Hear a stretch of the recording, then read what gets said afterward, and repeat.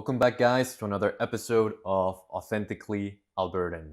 Today, I am joined by Pretty Damn Close. Hi there, we're pretty damn close from Grande Prairie, Alberta. This is our song Again and Again.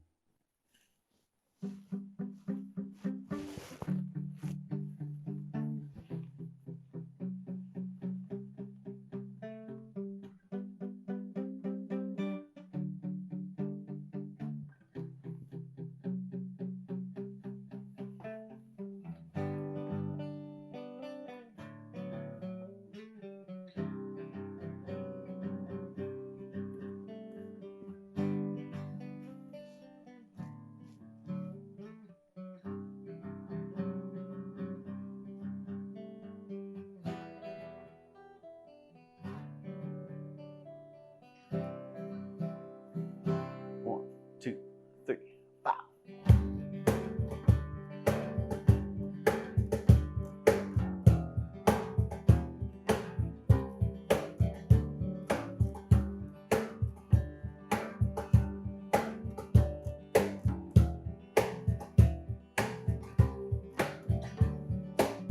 We're skipping rocks by the river in our socks, but just wait for it, the sun behind the cloud.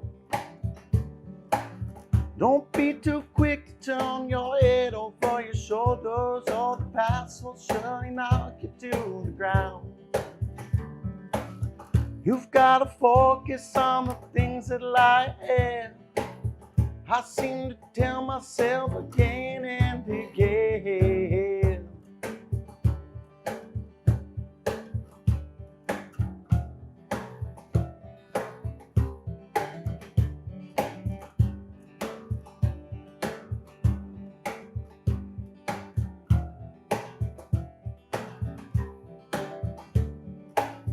We're in our 30s working hard in a hurry just to punch back in and do it all again.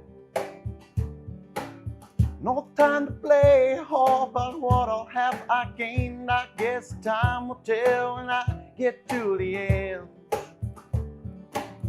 Pick up the telephone and call up an old friend.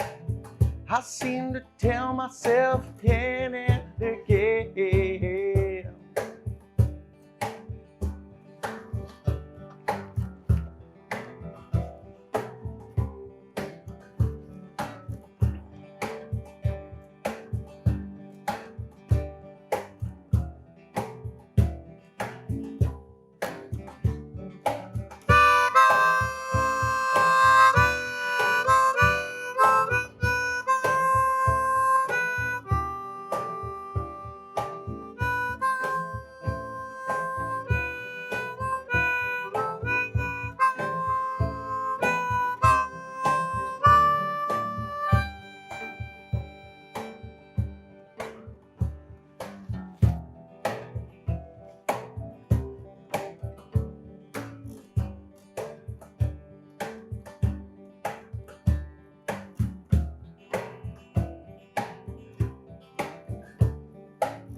We're skipping rocks by the river in our socks, but just wait for it, the sun behind the clouds. Don't be too quick to turn your head over your shoulders, or the past will surely knock you to the ground. You've got to focus on the things that lie ahead. I seem to tell myself again and again and again. Who are you guys from left to right, and what do you play? I'm Seamus. I sing vocals, rhythm guitar, and a little country trumpet, harmonica in some songs. Yeah. My name's Nick. I'm the bass player. I like to do some artwork for us every once in a while too. So Did you design the logo? yeah, I'll go down, do all the merch or album artwork, all the Right here. stuff, so. Look at that. Is it like a little flamingo you got? It is, yeah. Three or something. Yep, got one up here too. So gotta represent it. How'd you guys settle on the flamingo? That's a good question. I think when we first started, we had just a house kit drum set that we had, Right. and we I had a lawn yeah, ornament in my yard, it was a flamingo. and we thought it'd be funny to put it in front of the drum set, and then it just kind of became our like mascot, the icon, essentially. It built from there. Yeah, It comes to every show. It's in front of the drums. Lingo is its name. Lingo the flamingo. They call me Saz. I play the guitar for all kinds of stuff, lead and rhythm, all that jazz. Great. I'm Jay. I play the drums and harass the boys. You get them to work. Yeah. Yeah. Sometimes enough messing around during rehearsal time. Somebody's got to keep the time, you know? Yeah, yeah. Oh, you nailed it. Yeah, he's our band spark plug. We even sing sometimes, too. Same with Nicky. Not Saz, though. No, he doesn't get a microphone. No, not allowed. In terms of musical inspirations, how would you describe the sound of your band? The sound of our band, I would say that we're a rock and roll. As per like inspirations, we try not to have them. I was very specific when Very uninspired. yeah, we don't want to be like everyone else, so we just do what we want. And so our music and the description of our music is a little tough for us to answer. We've been trying to figure out a way to answer that question for a long time. We like rock and roll, we like old country, we like reggae sometimes, we like heavy stuff, we like Rihanna. Yeah, we like one Do you have a favorite song by Rihanna? the one Seamus sings at the Dave. fire. The beautiful. Yeah. With Mickey Echo. I should have asked you to sing that too. You know? See how it comes. It matches, you know, it matches Rihanna's voice. But yeah, we don't try to have inspiration. We try to do the exact opposite and just kind of be inspired by ourselves.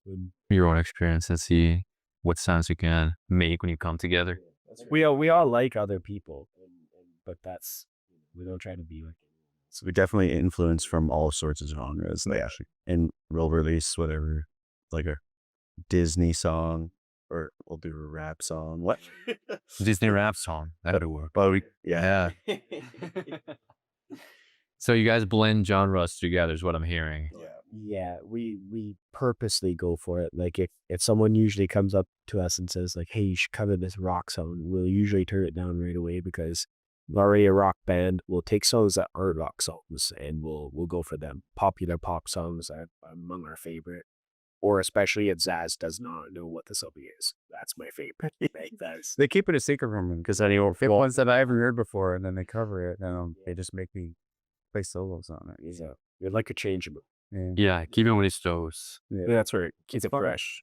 Yeah, original, right? And it sounds original, that's for damn sure. Try to. What's your history with music? How do you guys begin this music journey before becoming a band? That's a good question. How many of us played instruments? Were you guys like, how many of you were band kids? Oh, I was. I just playing trombone. Yeah. I think it was just us. You ever think of incorporating it back into your music? Yeah, so I'm begging for them. I got my trombone still. Man. Is that gonna happen? No? This is probably The boys bought me a saxophone for my birthday. So we have a trombone and a sax. So what are we gonna do with that, boys? It's just finding the time to pick up a new instrument and try and incorporate it. Yeah. But anything's on the table usually. Yeah. We get weird in the garage. Yeah, no, it's kind of funny because like we were all really good friends just hanging out at Seamus's Love Shack there. We call it the Seamus Shack, his garage.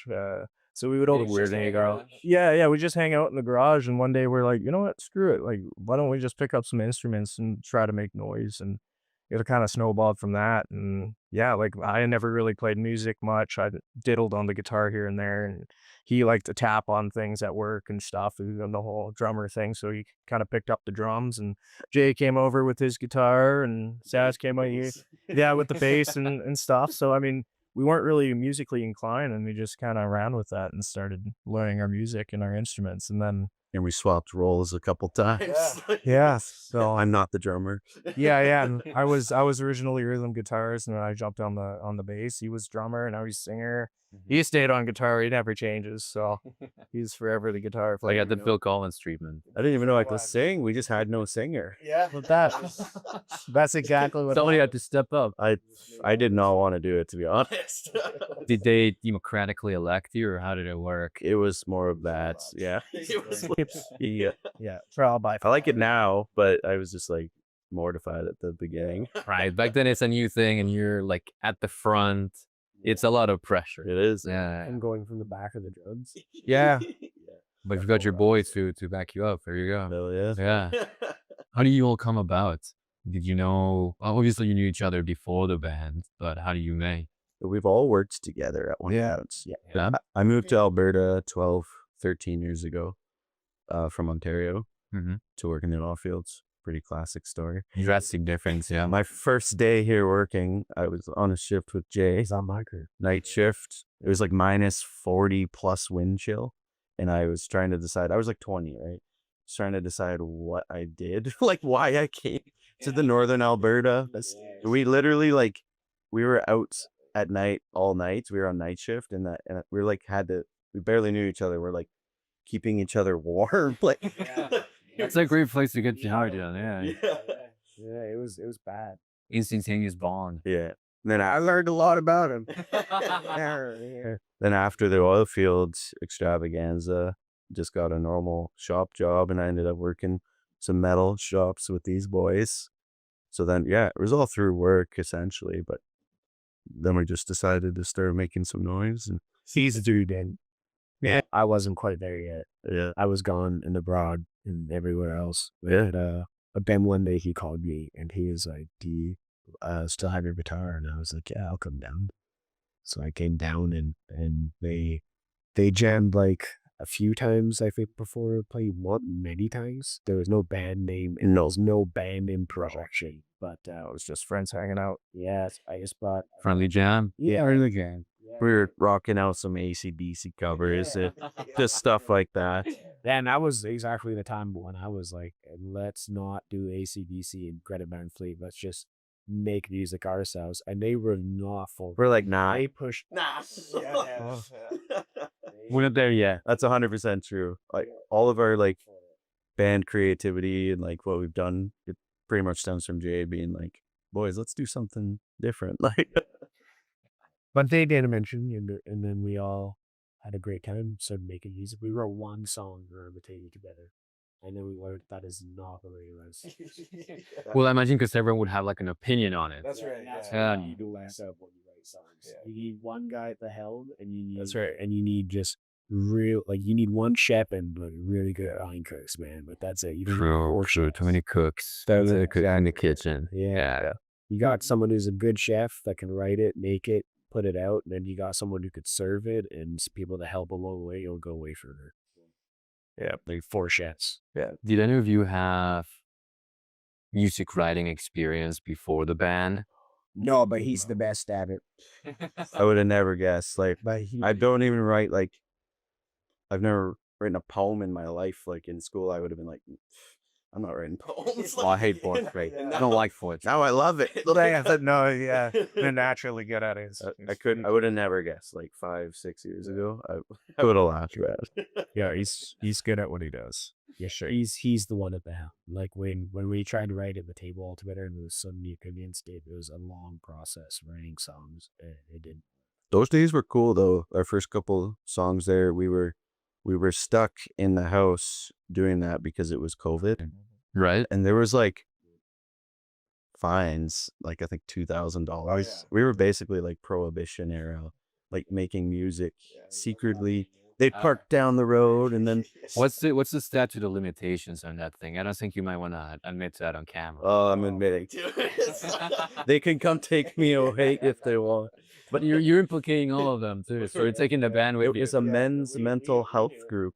So that's exactly, and it was essential. Yes, definitely. Yeah. That's how it mostly started. It was just everyone making noise, and then they started making noise really good. We talked about sort of touched on your past with band, playing the trombone and such, but what about the rest of you? How did you learn your instruments? I played a little bit of bass, like not a lot, like compared to what he was always a really good guitarist, started as that way. The rest of us, we definitely had to build up and get to where we were. But like I just played a little bit of bass and a little bit of guitar. And I don't know. I wasn't any good, but that's where my start kind of came from. My family had music background a little bit on the dad's side, and then Nick's family, I believe, on his dad's side is not as well as let's say as mine. And then Seamus comes from like no music, zero at all. Shit. I mean, like my mom like showed me, like my mom would play some piano in the house and stuff. She played that song in the car once or twice. And she turned on the radio once or twice in the car. Shouldn't be the best of us, but he is. He rolls us many, but he's got 100% the least experience out of each of us three. He came the furthest, but by far. Like it's not even a question. I'm still pretty fresh on the like it's only been a few years on the strings, and harmonica was fun to learn. I'm hoping saxophone goes as easy as harmonica, but it won't because Sax is hard. I picked it up like twice and I'm like, oh, you can't just play this one. No. You gotta like You have like the right mouth form and that stuff. well, it's like a puzzle. There's so many like I'm like you need to like look this thing up. Like you gotta. Oh yeah. I watched the YouTube video and I'm like, oh boy, we got some work to do. It's like, let's see when I have time for that. We eventually incorporate the saxophone solo into the song. Can you imagine? That's the dream right there. That one guy, you guys ever watched him on YouTube, you know? Oh yeah. Sexy sax man. Yeah, that guy. Yeah, I'd love to do that. So tell me about that first song that you guys came together and wrote it. How did it feel performing it? Because you know, it's way different to perform it in front of the boys, and then you actually got to put it out there. That's kind of funny because we don't ever play that song. No, we Ever. that first song we never really played it. No. Yeah. It was the one and done. They're like, oh, that one's rough. All right, we're gonna keep that one on. Quickly, we improved very fast. Like our second song was easily 10 times better than our first, and then We figured out the formula. That's right. Yeah. we got way better ones. We buried number They're stuck with those. That's right. We don't play that one, but the other ones like you mean like if you tell them the first song we have performed people. Yeah, how did that first performance go? Wick. Yeah. Yeah. Cool. Yeah, we had a decent following of people that would just come over to the garage, so that we didn't have necessarily a show first. We had a full garage, and that was pretty fun. And then we hit some open mics, and people liked it, and it kind of just branched from there. That people started asking us to play, and the dollar signs started getting bigger, and that was awesome. Yeah, there's a thing that snowball effect. And then it paid for a lot now. They get paid for the boys to go to Mexico together, it paid for the boys to go into the studio together, paid for each festival area we want to go to and do. A lot of gears. Gear is useful. Gear goes in Danley. Yeah. Kind of need that. You guys go to Mexico to perform? No, haven't yet. Oh, just chill. Just a vacation. Yeah. Yes, We did the all-inclusive trip in Cancun there. So Just get inspiration, you know. Or sometimes we'll hit like a dead spot as a boys, and we'll just be like, man, we don't know what to write about, and we'll kind of get like at each other's throats, and we fight. Yeah. Some brotherly love. Is that what you guys were asking about UFC earlier? Yeah, we gotta go watch that. Yeah. And like we'll like, and we get like fighting a little too much, we kind of sit back, we go, you know, this is not because we're mad at each other, it's probably because we all just need a vacation, and they go on a vacation. You remember Mexico? Great All inclusive. vacation, man. Yeah. And we come back with songs, I guess. We always go camping down in the mountains, down in Vail Melts. We try to balance having fun while we're doing this, because playing's fun, but you have to have like I don't know, something to do with the money, because we don't split the money. It's one of our rules. Just goes into one big band fund, and it just pays for just that. So we don't make nothing from this. Like we don't profit from us playing. We don't split. If you made $1,000 in one night, that $1,000 just goes right into the band fund. and then the next $1,000 goes into the band fund, and then it keeps on doing that, and then soon there's like $7,000 in the band fund. That's all inclusive for all of us to wherever you want to go. Sweet, awesome. When you guys first mentioned Mako, I thought you might have done the the Saint Motel route, and then just done like a whole mariachi cover of all their songs. Yeah. Very fun. Would be interesting. We took some influence from that trip. Like we wrote a song called the Mango Tango, and it's like we recorded that in Edmonton 2 weeks ago. Coming out soon. Do you do a mariachi scream in it? Can you do like your best impression of mariachi scream? But no, we didn't. Quite there we got. Yeah, maybe next one. Maybe the next Next Mexican trip. So this one's coming out in 2 weeks. Well, like probably that. a week or two. Yeah, a week or two. Wait, as it's soon as close. possible. Yeah, sweet. Where can we see it? So that will be on all Apple Music, YouTube, all that kind of stuff. platforms. All platforms. Yeah. And you guys were down in Edmonton to record it. Sure. When it comes to the duties of the band, how do you set time aside for it? How do you schedule it? Because scheduling 4 people, it's pretty tough. We've been busy lately. Yeah. I usually just call the boys and tell them they have to do it. And Pretty much. And then we book the time off work and Yeah, get her done. Yeah. We just came up with if I get excuses, I get really mad. And if they say, "Oh, well, my boss," then I threaten to call my boss. book it off for you. Right? Yeah. we started using it. That's literally the process. So what it is I say we're doing something, they all just go okay, and that's it. Yeah, that's right. And we really wanted to get down to Edmonton like this time, so we get a lot of our releases out this year, because we're gonna release our individual surplus over a little bit of time. And the next recording of time that guy had was like the mud that it was. I made the boys clear some schedules, or Yeah, we really So we gotta do it right now. squeezed it in. we're back to back for We have so many original songs to release, and it's finding the time and the funds to get them done properly. Speaking of EPs and albums, what is there for people to take a look at on Apple Music, Spotify, etc.? We have the 2 albums that we released called One and Second. Variation all. Where is this third coming next? No, we kind of scrapped albums for now. We're not doing albums. It's just so like if we're gonna be recording properly, it's the cost is there, and we've decided it is worth it. But to drop like 7 songs at once or 8 songs at once, we're just like, It's just not worth it to do albums at all anymore. yeah, Not in today's day and age. As much as people from the past might love them, it don't work, and it's proven. We can see all the statistics on the Spotify. I look at the Spotify for artists, and it's like your first song in the album is the most listened to. Then, then the second, then the third. So you got supporters that'll like listen to it first, maybe 1, 2, 3, and they just go to turn on what they like. And then you made this big ass album that is 7 songs long or 13 songs long or whatever you want it to be. No one even listens to the end one.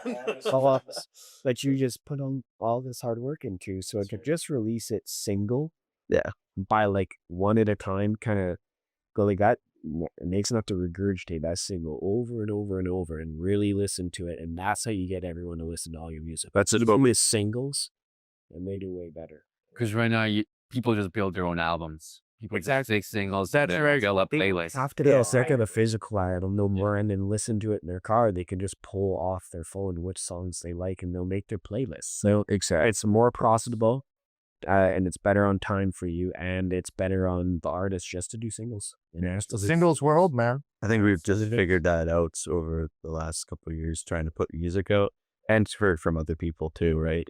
So it's cool too, because then it can make like you have like opportunities to like do the more like artwork too, if you want on it. What you can do instead of like just one album that's artwork covers like all these songs, you can release this song with its own artwork, this song theme, but the people can relate to it maybe and stuff. Nick's got some pretty cool Mayan artwork for our Mango Tango special coming out right away. Right. You're at designer, right? Yeah, And they're it took a lot of time doing that. Hopefully people like it. How about performance-wise, where is the most far away place that you've driven to perform? So far, Technically, Peace River. We just went and played in Peace River recently. yeah, we had an offer for a gig there Mhm. We're going to Prince George coming up. in November. We booked a gig far away. Wow. we have a We're few. we're trying to get to Calgary and Edmonton and stuff like that, but their scenes are hard. Like it's not easy to break into a Calgary scene and make it affordable for us too. Because you have to start small and then build your way up, but you can't if no one knows you there.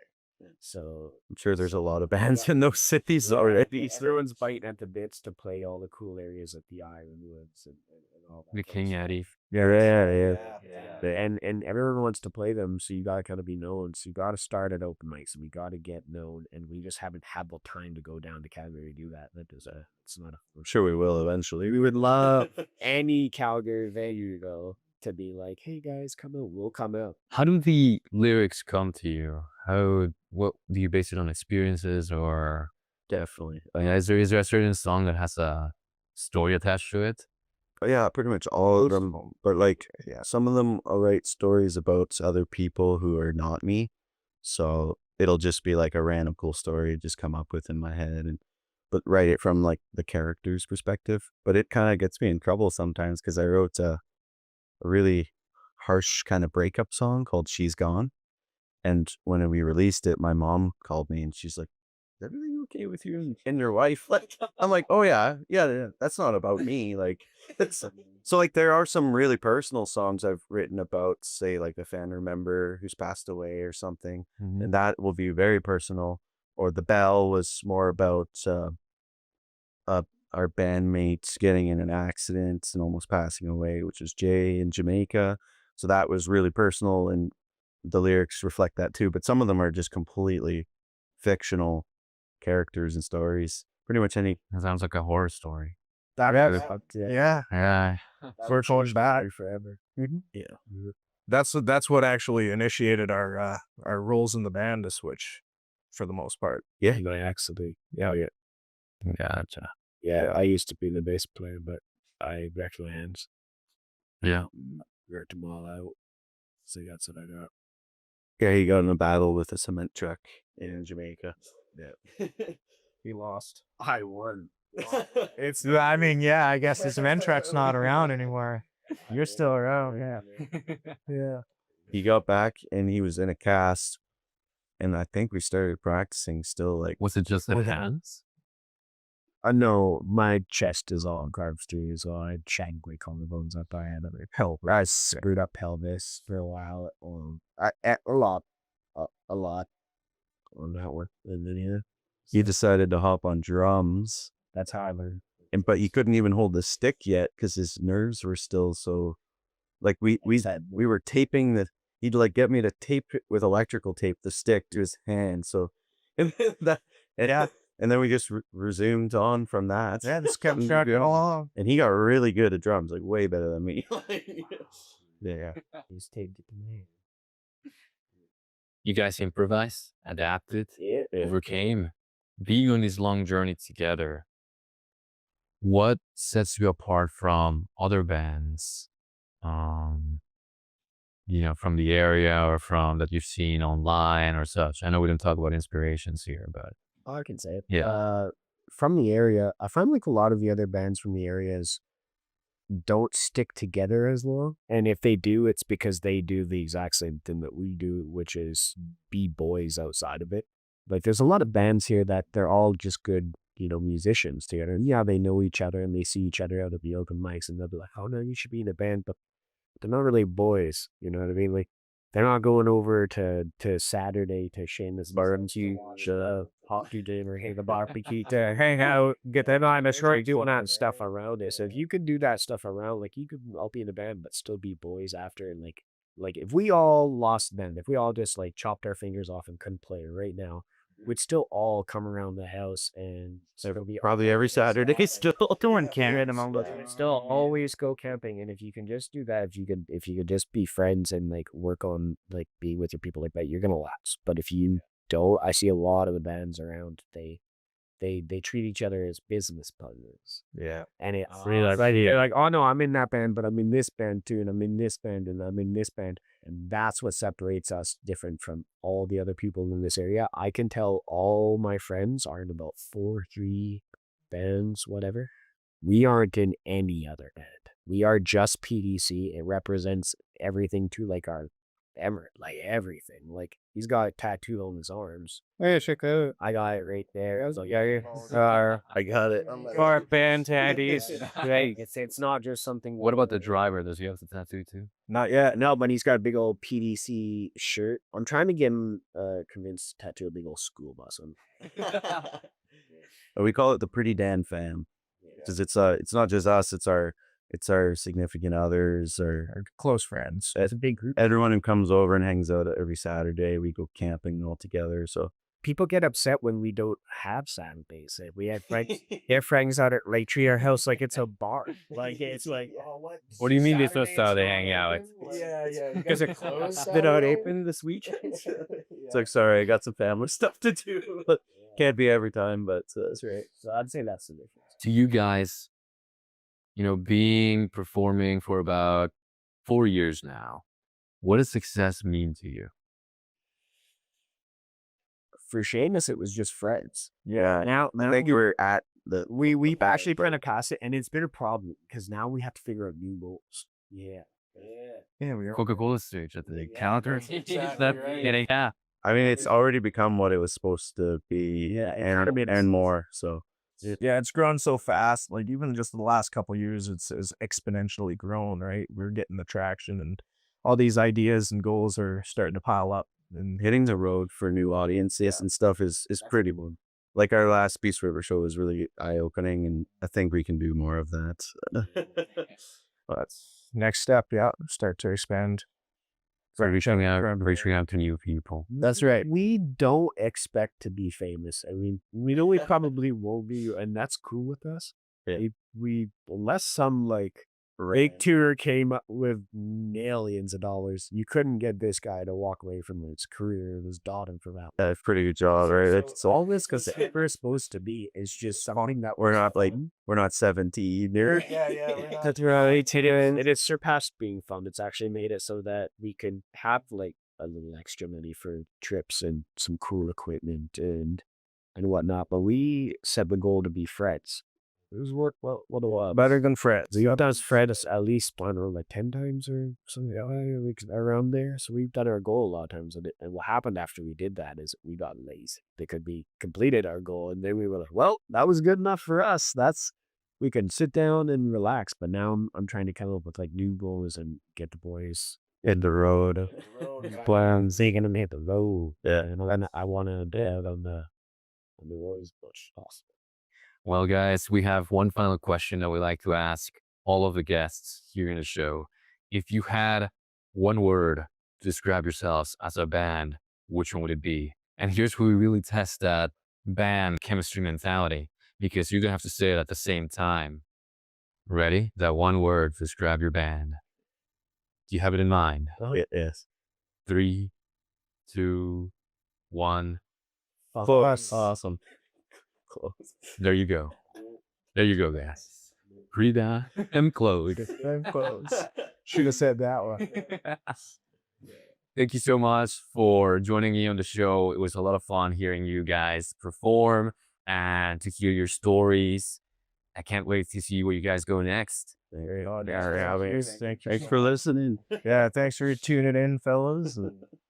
Yeah, hopefully you guys enjoy or check us out on all our social medias and platforms. Check out our new music.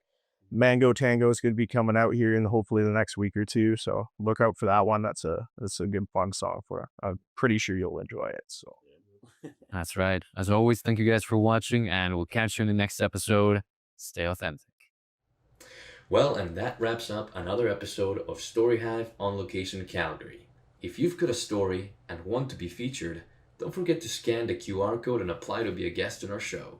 Stay tuned. See you next time.